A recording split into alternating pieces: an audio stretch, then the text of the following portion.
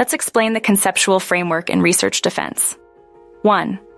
A conceptual framework is essentially a visual or textual representation of how you understand the key concepts in your research and how they relate to each other. Think of it as a roadmap guiding your study. It's not about the specific methods you'll use, but rather the underlying theories and ideas that shape your investigation.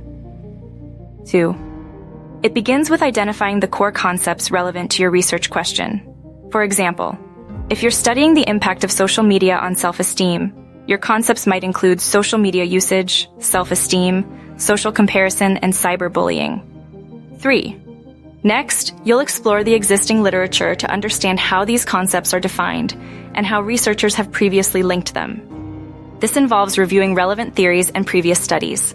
You're not just summarizing, you're synthesizing the information to build a coherent picture. 4. You then visually represent these relationships.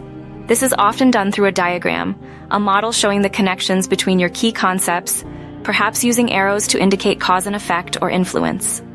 Sometimes it's explained narratively, but a diagram aids understanding. 5.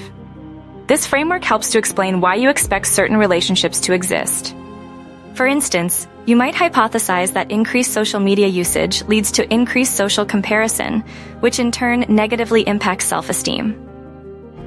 Your framework visually and conceptually supports this. 6. During your defense, explaining your conceptual framework shows the examiner that you have a clear understanding of the theoretical underpinnings of your research. It demonstrates that your study isn't just a collection of data, but is built upon a solid foundation of existing knowledge. 7. It also helps justify your research design and methodology. The framework dictates which variables you'll measure and how you'll analyze the data. If your methodology deviates significantly from what your framework suggests, you'll need to convincingly explain why. 8. Be prepared to defend the choices you've made in constructing your framework.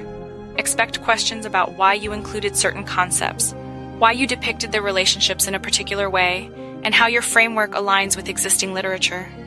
9. In short, a well-explained conceptual framework demonstrates a sophisticated understanding of your research topic and strengthens the overall credibility of your work. It's not merely an optional addition, but a crucial component of a successful research project and defense. Remember to keep it clear, concise, and well supported by the existing research.